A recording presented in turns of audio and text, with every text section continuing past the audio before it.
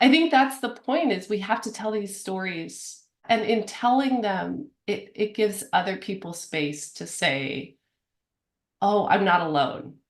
I'm Yeah, struggling with that too. That's the yeah. power of telling those vulnerable stories. Hey there, it's Melissa Brunetti, and welcome to the Mind Your Own Karma podcast.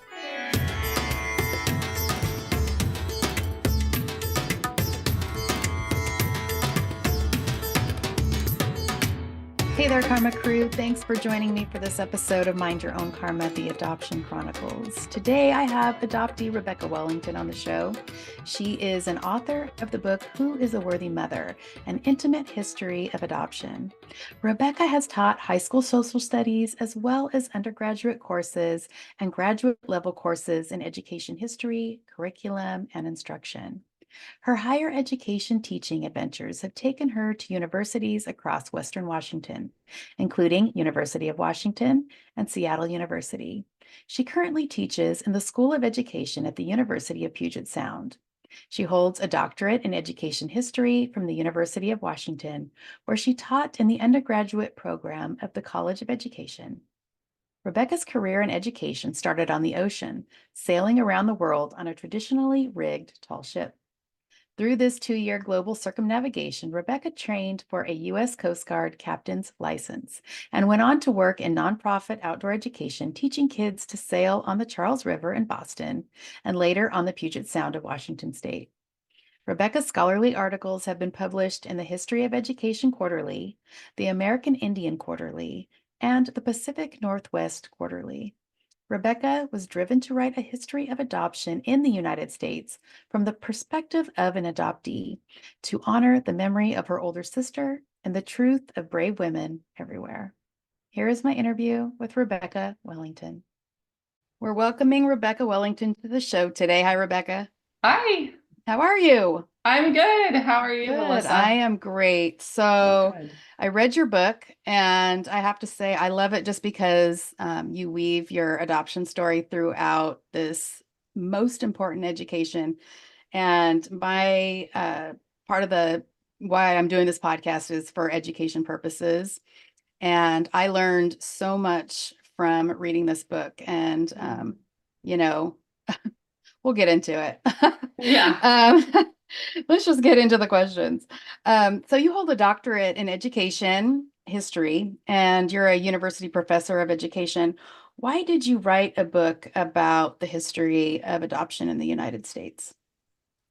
So I didn't, it wasn't on my agenda. I really, it was because my sister died. I mean, that was the catalyst for it. And that kind of pushed me over the edge. And I went down a path of trying to figure out, understand her death and understand our lives as sisters. And underneath all of that was just the adoption, right? I think, you know, everyone who is adopted knows that it's so foundational to our identity and so impactful.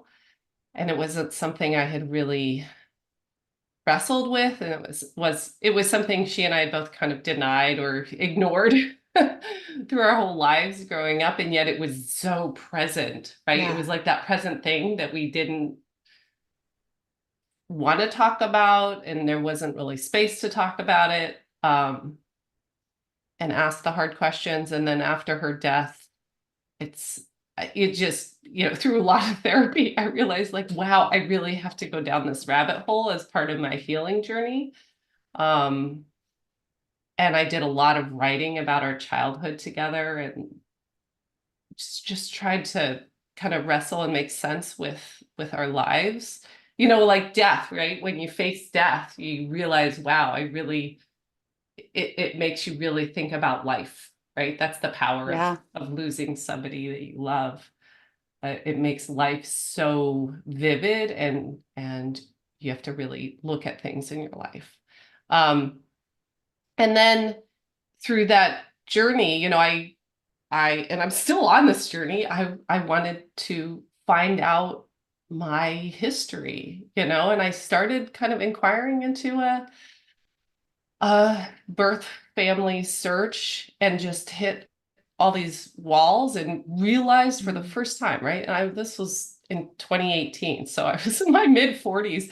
I realized, oh my gosh, this is the impact of a closed adoption policy. And Yeah. I was born in California, so things are really locked down. Right. And up until that point, I didn't really understand how significant those closed policies are and what it means for adoptees and for their, like, I have two kids, right? So what that means for my daughters and their ability to know their ancestry. And so then as a historian, I'm like, why is this? Yeah. And so I then read like everything I could get my hands on from a historical perspective just to understand, why am I in this space? What's So when you happening? started kind of chronicling that for yourself, were you planning on writing a book at the time? No, no. I, I wanted to write a story about my sister to honor her, and she was adopted and she was also a birth mom who relinquished a Oh, child. And I didn't really even yeah. until after her death realize the magnitude of that, right? And Right. didn't even scratch the surface of the impact of relinquishment on women. Because we didn't talk about it. So I did want to write a story about her to honor her. But I didn't even think it would get published. Like it was more something that would be her legacy, you know? Mm-hmm. And then when I started pulling in the historical pieces, just because I found them so shocking and horrifying, and I was really angry that I didn't know that history, that we collectively as a Yeah, I didn't nation don't know know. this history. That's when the folks at University of Oklahoma Press came to me, and the amazing acquisitions editor, um, Alessandra Tomovich, who works for the press, she came to me and she was like, "We're interested in publishing this," and I was like, so That's no, awesome. it was kind of this crazy. I remember Yeah. I met her at an academic conference for historians, and my research is on student, right? So my doctorate's in education history, and my research was on student resistance to assimilation education Okay. in off-reservation boarding schools in the early 1900s. And Mm. that I actually do have a book contract for that research. But I I thought she would ask me about publishing that. And that's really important history that I think we are starting to think about and look at with Deb Holland and the work of Native political leaders and Yeah. but I publishing this story was terrifying because it's my story. Exactly. I know. I know you've been on Beth Syverson's podcast and she just came out with that suicidality book, which I'm Yeah, published in. And I know. I mean, I just have, a 600 word little essay in there, but it's personal to me. And I was yeah, terrified for that to come out. yeah. Oh, well, good for And you for still, sharing kind of that. like, oh my gosh, I did that. So I can't Yeah, imagine writing a book. I mean, it took me hours just to write those 600 words. So I can't imagine what you did. And, writing yeah. about yourself in a book. I don't know if I could do that. So the subtitle of your book is An Intimate History of Adoption, and you kind of weave your personal adoption story through a deeply researched and important report of the evolution of adoption in America. Why did you feel that it was crucial to put your story throughout the book? That I started writing my story. Like that was actually the first piece, just through doing therapy writing about my childhood and writing about my sister and her journey and our journey.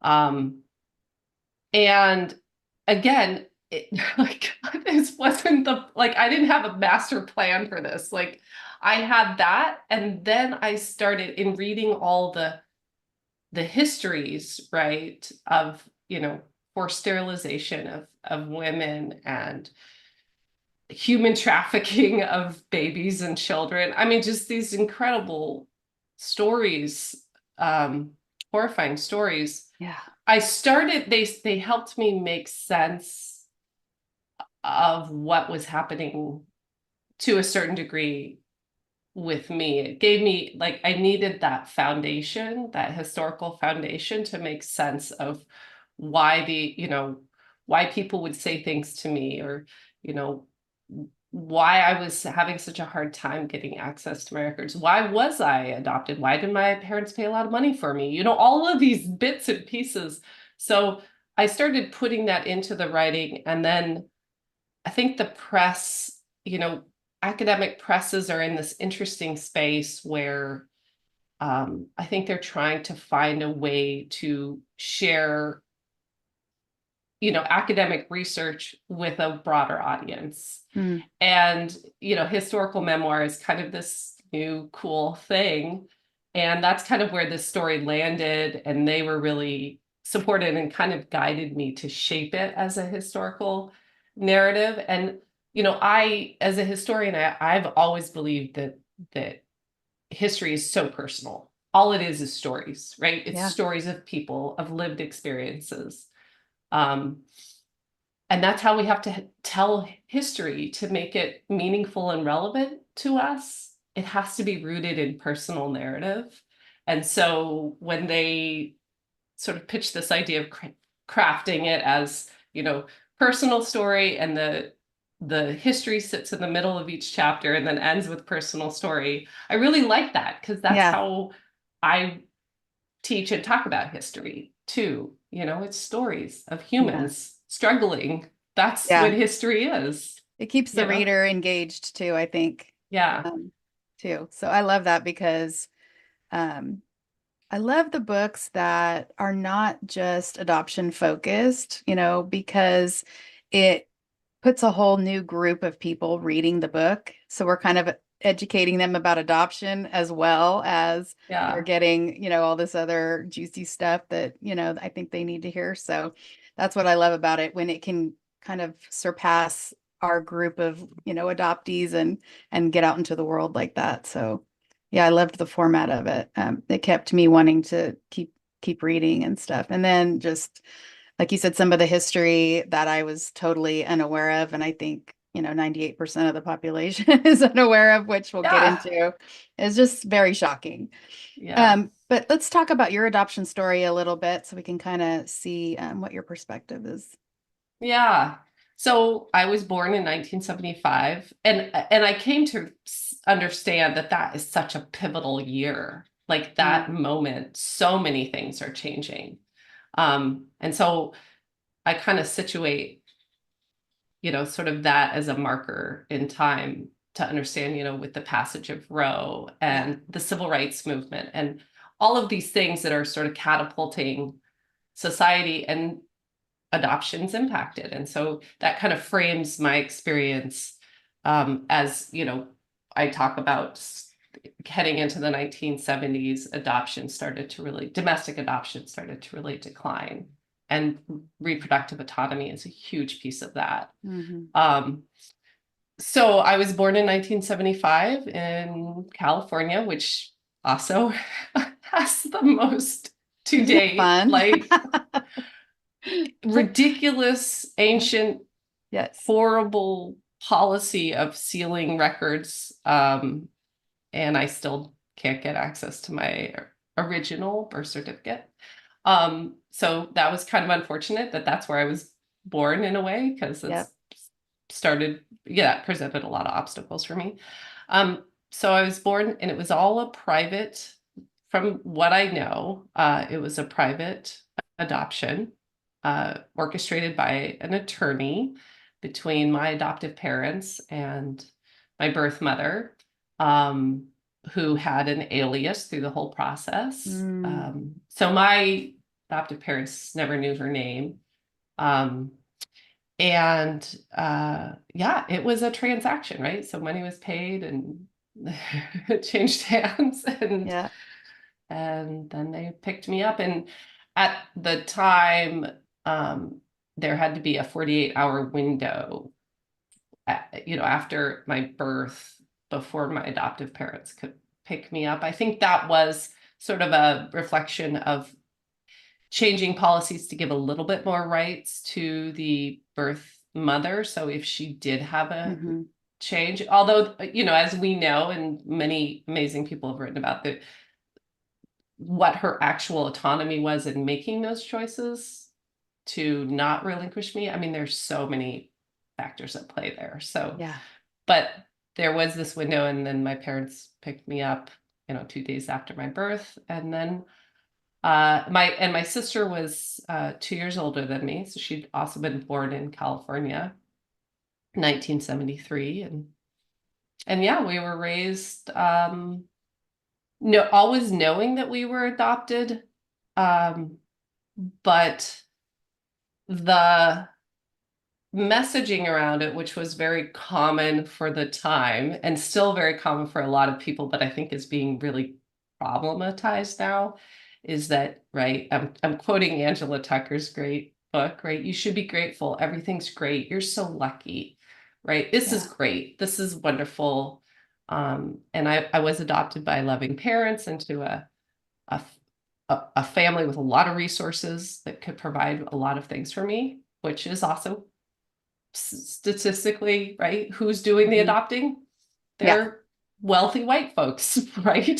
Which is Yeah. part of the narrative. But at the time, I'm Right. like, oh, I really lucked out, right? These people adopted me, and I've got all this opportunity, and but that's it. That was it. That was the story, right? So there wasn't talking about any trauma around adoption. That Yeah. literally was not even part of my narrative until after my sister died, that Mm. adoption could be traumatic, Mm. which Wow. is crazy Yeah, it is crazy. because we know better It now. is crazy. I know. Yeah. So you said your mom went under, your birth mother was like under an alias, and um, it blows my mind that I hear so many stories where the birth mother can put an alias on a birth certificate, that this is a legal document and they can put a fake name on there. I'm Yeah. just like, Yeah. what? What? And that comes out of you know, policies from the 1930s that were all around silencing the Yeah. transaction because of the shame around it Hmm. and protecting. The impetus is really not to protect the birth mother or the birth community, it's to protect the adopting community and to really sever that Yeah. connection for fear that the adopted child might someday go and try to reconnect that, and that would be really disruptive, Right. right?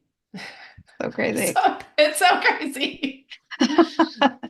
Yes, it's amazing that this is still being Yeah, perpetuated. Just yeah. crazy. Was there, you mentioned your sister's death. What was the specific moment or experience that motivated you to explore the history of adoption specifically? Not just So your history, but yeah. Well, so it really started, I mean, part of it was COVID, right? So, we were all in 2020, like our lives were just yeah. up, everything got flipped upside down. And, we were stuck in our homes. And I just sort of in the intensity of that time of being isolated, and I was doing online telehealth with my therapist, and she Hmm. was encouraging me to write stories about my sister as part of the healing process of dealing with my grief. Um, So had she yeah, passed recently then? she passed in 2017. Okay. Yeah. So, 3 years before COVID Hmm. hit, before the pandemic. And I think it was just sort of a confluence of, starting to doing that writing. And then I reached out to my parents to try to get some answers to see if I could really ignite a search. And, they basically didn't have anything to tell me. And then I started investigating, like, okay, what would it actually take for me to try to open those records? Mm. And I just got like really angry, and I just was like, I have to find out why this is. And so, yeah, it just was sort of the pressure of being isolated in at home. And I'm like, what, a lot of people are like that's when all these podcasts started. And that's when a lot of people wrote books, because they're like, okay, I have this time and I'm just going to start reading stuff. And the other piece of it was I was trying to finish the research that I had started in my doctoral program Mm. on the student resistance, particularly at Chemawa Indian School, and all of the archives from the historical archives from that period from Chemawa Indian School were in the National Archives here in Seattle, and that was closed down for almost 3 years, Gosh. starting Wow. in 2020. So I was really upset about that, because that story I really wanted to tell and share. And I just, I literally couldn't get access to those archives. And so this was kind of like, I'm like, all right, what am I going to do instead? Yeah. And I just went to dove down this crazy rabbit hole. Yeah. It's almost like the universe was like, not yet. You're going to do this Not, right yeah. now. I got to this point where I'm like, if I have to tell my story. Yeah. It was just, yeah, it was the universe saying, like, just shoving it in my face, like, oh, Yeah. no, this is what you have to do right now. And Yeah. you asked about writing. Like, when I was writing, it wasn't hard. It was like, I'd wake up at like Wow. 3 a.m. and I'm just like, or typing, like, it just like came out of me, like almost like vomit. Like, it was like cathartic. Yeah. And I've done a lot of writing that is hard and laborious. And this was just like, it was like, I had to get it out, and it just came out. Yeah. I think getting it out and then putting it out in the world, that was Yeah. two different things, you know? Yes. Yes. Yeah. I learned that. Yeah. It's very vulnerable putting It these is. stories out. It is And very. it's amazing that you did that with this book. I think that's the point, is we have to tell these stories. That's what you feel like you have to. Yeah. And in telling them, it gives other people space to say, oh, I'm not alone.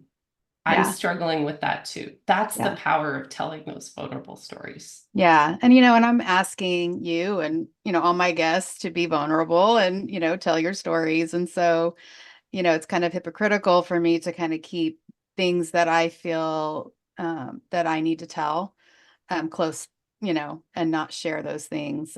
Like you, I kind of felt this pull to I have to Yeah. do that, even though it's uncomfortable. But you do it for the adoptee community and hopefully, to educate and, like you said, help validate other people. And this podcast is all about education. So, Yeah. when you were delving into the history of adoption, what were some of the most surprising discoveries you made during your research that the general public probably aren't aware of? And I use the word surprising lightly because it's Yeah. pretty horrifying. So, what were Yeah. some of the surprising things? Our nation's history of sterilizing women was astounding to read about. And that's where I really saw how all of adoption is deeply rooted in infertility, and how we value or treat fertility, Mm. and how policies and laws give space or restrict women from having autonomy over their fertility. And so like the massive thing that I kept hearing in my head through this reading these histories is fertility is powerful, right? And so when states and the nation work so hard, and powerful forces work so hard to forcibly and deceitfully and in a very abusive manner um, sterilize women, like that is emblematic of how powerful and threatening their fertility is Yeah. for people, right? And it was just astounding to hear that every state in our country had, for many states, like for multiple decades into the 80s, policies of sterilizing women and girls, particularly women and girls of color and Indigenous women and girls. Like that was a policy, right? Yeah. Feeling lost and unsure where to start your healing journey? Somatic Mindful Guided Imagery is here to gently guide you every step of the way. What I want you to know is, you don't need a hero to save you. The hero is already inside of you. Discover a path to peace, clarity, and self-discovery. Visit somatichealingjourneys.com today and take the first step toward living a happy and healthy life. So with the forced sterilization of Indigenous women in the 1960s and 70s, which sort of confluenced with or dovetailed with the Indian adoption project that I write about, women were directly lied to, right? And told that they could get a uterus transplant, or they weren't told what was happening to them for surgery, right? So they were lied to frequently, right? Wow. Or by force of law, right? They were told by social workers or people in the system, right, that if they didn't go ahead with this, there were consequences. It could be losing the children that they do have, or losing aid, or social resources. So these policies were done in very duplicitous, abusive ways, and women were not told the truth, and they were not given autonomy, right? And I had a hysterectomy, so I have been sterilized, but that was done by choice, full awareness. Right. I spoke with my doctor, right? Right. It was based on health, and I had a fibroid growing on my uterus, and we didn't want any more children. And so that also really made me aware, seeing how my experiences as a white woman who had access to good health care, how my experiences were so different from what so many girls and women have experienced historically, and also are still experiencing. So you know? why was this demographic or these demographics targeted specifically? So for a lot of them, and I'm making sort of these big generalized Yeah. statements, right? I don't want to like, so I'm in other podcasts, I've like pulled out the book and started reading things. And I think I hope just people get interested and then they read this history. But at the root of it, for almost all of them, these were anti-poverty campaigns, right? So this was the narrative of states. We don't want to have poor women having babies, right? Because that just perpetuates poverty, right? And so that was the impetus for just massive sterilization of Black girls and Black women, starting in the 1930s, all the way through the 1980s, particularly North Carolina had incredibly horrific policies with that. But then also that was the approach to dealing with poverty in Indian country in the 1960s and 70s, right? And so it's just this insane logic that if we literally take away children from these communities and sterilize the women, that will help alleviate poverty. Yeah, that's crazy. It's insane. And this was going on up into the 80s in some states. Yeah, in some states. Yeah. That's crazy. How do we not know this? How do we not know this? That's the other thing I know about history is there are so many stories that aren't told. And the stories that are told that people feel safe or want to have out there are the stories of people who are in situations of power and privilege, right? And so stories that disrupt our feel-good narratives, right, I mean, that is why people are so resistant to the 1619 Project and other stories of just that we have to wrestle with around white supremacy and just the incredible abuses against people of color in our nation. White people don't want to talk about that and hear those stories, and Yeah. it's uncomfortable and it's disruptive. And Right. that is why, I think that's the key right there, yeah. is how disruptive it could be. So the concept of worthiness in motherhood is super complex. Yes. And so how do you define a worthy mother, and how has your definition evolved through your research? My gosh. So I love that question. Nobody's asked me that question. So I'm like, oh gosh, what is a worthy mother? Um, my main intention is that somebody else doesn't define your worth Mm, as a mother. You define your worth as a mother. yeah. So I'll flip it back to you, Melissa. What are you a mother? Do you Yes, have children? I So do. from your perspective and experience, what makes you worthy as a I don't mother? know, man, that is such a difficult job, and none of us, do it 100% correct. No. Are any of us worthy, really? I mean, Yeah. these are lives we're shaping, and we make mistakes. So I don't know. I almost feel like asking my kids, like, Yeah. you Oh, that's a know, great response. because Yeah. I mean, I did my best, I feel, but I know it wasn't, perfect, obviously. Yeah. So yeah, I would like to ask my kids if they thought I was a worthy mother, and maybe why or Yeah. why not. Yeah.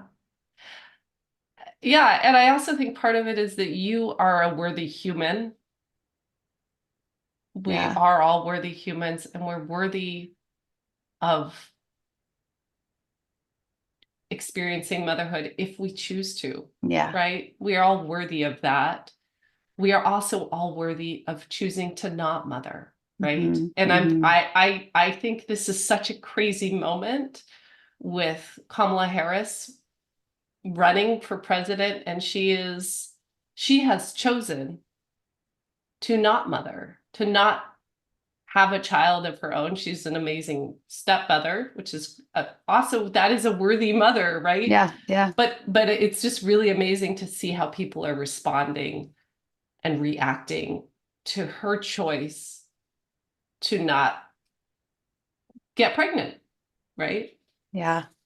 So yeah, that's sort of the title is more sort of hitting on not it's a critique of those outside forces that constantly judge and critique the choices we make as women and female identifying people, right? Yeah. Yeah. I see that a lot in the adoptee We community too.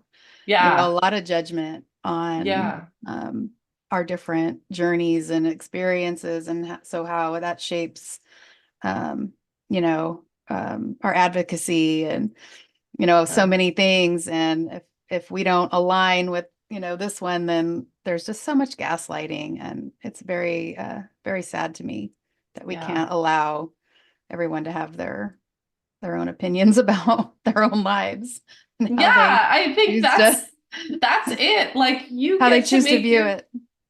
you get to make your own choices, and you are worthy of making those choices for yourself, right? Yeah, And yeah, we need to collectively as a society and a community support yeah. Allow you. it. Yeah, Allow you to make your own choices yeah, and how definitely. you want to be in the world. It's just like, yeah, so that's like so my antidote to all of this horrible practices around adoption and fertility that are rooted in silencing and shame, right? So the response, the antidote is choice Mm, and value, right? yeah, And supporting each other. definitely. Yeah, that's the big one.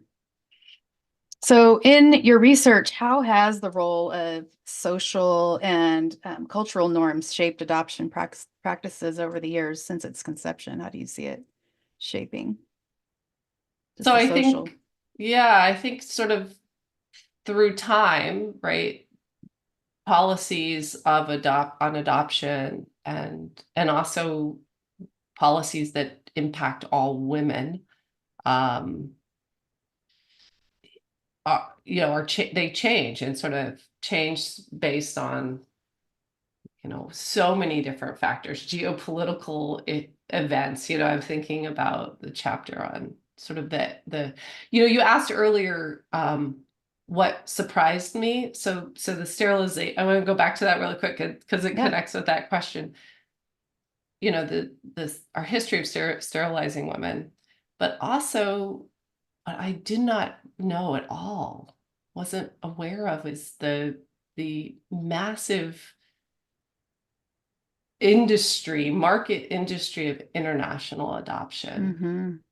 That just blew my mind, how oppressive and horrible those institutions or organizations that facilitate international adoption, just the abuses on communities, outside of the US. And I think that, our norms and values as a society are shaped largely by, what is happening, and also how the media, tells us the intention behind what is happening, right? And so, like, one of the pieces that's so important about 1975, when I was born, was the Vietnam War, right? And so I write about Operation Baby Lift, which was like a PR campaign. It was like a PR campaign to rebrand our role in Vietnam, right? Now we're saving these babies. And that really, so I was like born at this point, this big shift in adoption when it became sort of steeped in saviorism, right? And so that's how I grew up, right?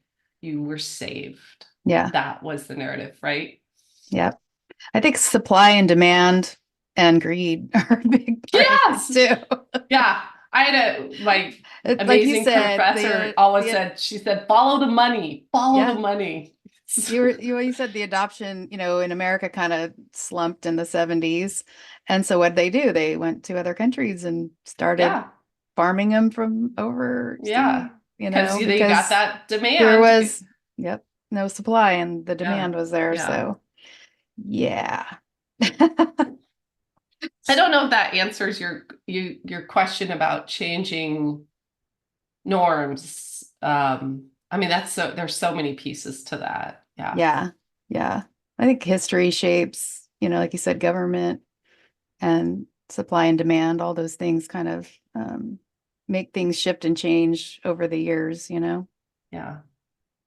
What changes do you hope to see from the work that you've done in this book? Well, I at the root, I wanted to tell my sister's story, and our story as adoptees, and also her story as a birth mom who relinquished a child.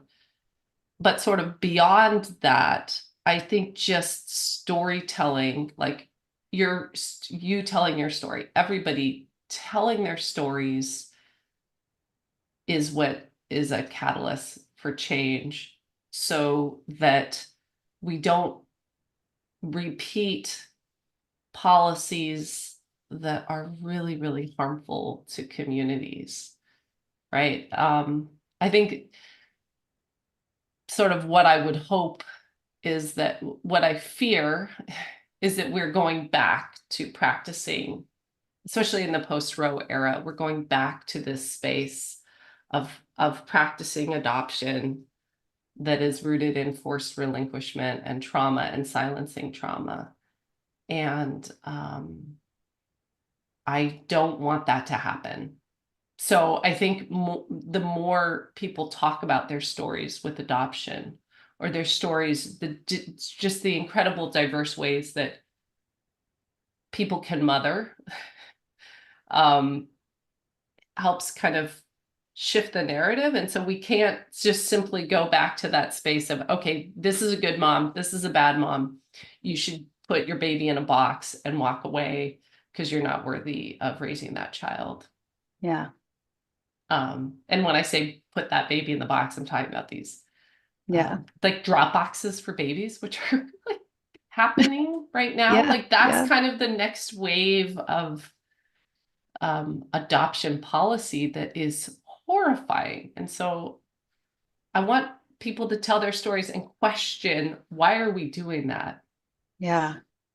You know? We haven't really talked about your sister a lot. Can you kind of talk about how um, what she was told about her story kind of shaped how she grew up and how she saw herself? Yeah, the story, we heard these stories about our birth moms, right? And behind both of these stories, it was they don't want to be found, don't go look for them, right? Sort of like they both experienced shame around giving birth to you. It was problematic. If you just walk away and leave it and move on with your life, it's better, Hmm. right? So that's kind of the narrative we grew up hearing, which was super common in the 1980s and even the 1990s. But her, I mean, here's the crazy thing. I don't really even know. This is what I was told, but I don't know if Yeah. it's true. That was Right. the other crazy thing Yes. I realized in reading this history. I'm like, everything I was told, I don't even know if any of it's true because so many people were lied to. And Hmm. I'm not saying my adoptive parents lied to me. Yeah. I'm certain people were lying to them Yeah. because that was practice. That was like the standard. You lie to the adopting family about the history or the context of this baby and the birth and maybe the birth community so that you can have a successful transaction, right? Yeah. Just kind of that savior. They're just perpetuating that whole savior Yeah. narrative So there. what we were told, what we believed was that her birth mom was young, 14, and couldn't raise her. But that was it. So I don't know if she was 14, but we also, my sister really struggled with addiction, which I learned through reading some of the amazing research that's been done on adoptees that is common, right? Mhm. Adoptees struggle, have a higher propensity for addiction and suicidality and all of these things, right? Going back to adoption is traumatic. So she struggled with addiction, and the narrative around that in my family was, well, her birth mom must have been using drugs. So let's Mm, just put that all at her feet. yeah. She was a bad girl who was probably a drug addict, 14, and she's, passed it on to my sister. Yeah. I, Wow. I just That's a lot bought to it. Like, I'm carry. like, yeah. And it wasn't until, after she died that I'm like, maybe that's not true. Wow. Yeah. Like, Yeah. And how did that shape her and how she moved in the oh, world? yeah. And to be told that the person who birthed you was just a dysfunctional idiot teenager who was an addict. That's horrible. Yeah. Yeah. That is horrible. Yeah. What advice would you give to adoptees who are struggling with questions of identity and belonging and worthiness? Well, for the first time in my life, I've learned that there are these amazing organizations out there that support adoptees, which I wasn't even aware of before I started writing this book. And I wish I had known. And I don't know if you link to any of these. Like I've done some work with done a talk with Adoption Network Cleveland and Mm. adoption affiliates. And then I know Angela Tucker, who's amazing. She has an amazing book, and she has a whole organization here in Seattle. but there are so many resources now for adoptees, and also amazing organizations that specifically support transracial adoptees, transnational adoptees. And I think people just need to reach out and connect with those resources that will be a safe space to sort of carry them as they do this really hard work of kind of figuring out their identity, right? Yeah. It's an identity journey as Mm-hmm. an adoptee, but now there are these amazing organizations that are so aware, because they're largely run by adoptees, right? Yeah. Started by incredible adoptees. Oh, I'm also thinking of Adoption Mosaic, Mm-hmm. Astrid Castro down in Portland, who's phenomenal. I mean, there's just amazing resources out there. Yeah. So I would say reach out because you're not alone. And they're wonderful people who can carry you through Yeah. your work and your journey. Yeah. Is there anything else that you'd like to touch on that we didn't discuss? I think we covered a lot of ground. Yeah, I think we did. Well, thanks for writing this book, and thanks for being vulnerable and sharing your story throughout. And I just want listeners to know that there's so much more that we didn't cover in this short podcast. There's a lot.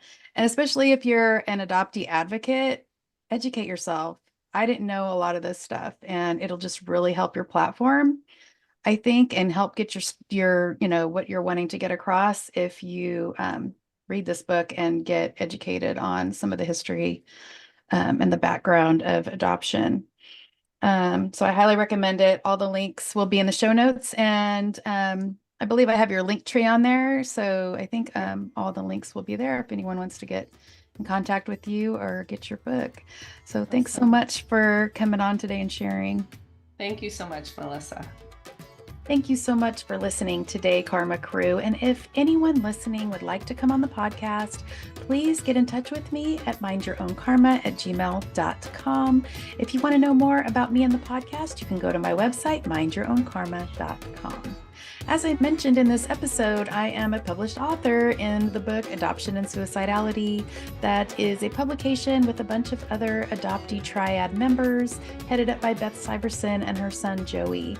And as it says, it's an anthology of stories, poems, and resources for adoptees, families, healthcare professionals, and allies. And if you are at all struggling with suicidality, this is a book of hope. It's a book of resources. It's a book of healing for anyone in the triad. So the link is in the show notes if you would like to purchase it on Amazon. If you are an adoptee struggling with adoption trauma, I am a somatic mindful guided imagery practitioner. I would love to work with you to show you your innate ability to heal that trauma. You can turn your trauma into a triumph and live a life you love. If you're more interested in the somatic modality, you can go to my website, somatichealingjourneys.com, where you can give me a call or email me, and let's get you in for a free consultation and see what somatic mindful guided imagery can do for you. As always, take what you need and leave what you don't. And always remember to mind your own karma. I will see you all later. This podcast is created for educational purposes by the telling of adoption experiences. The views expressed in this podcast may not be those of the host or Mind Your Own Karma.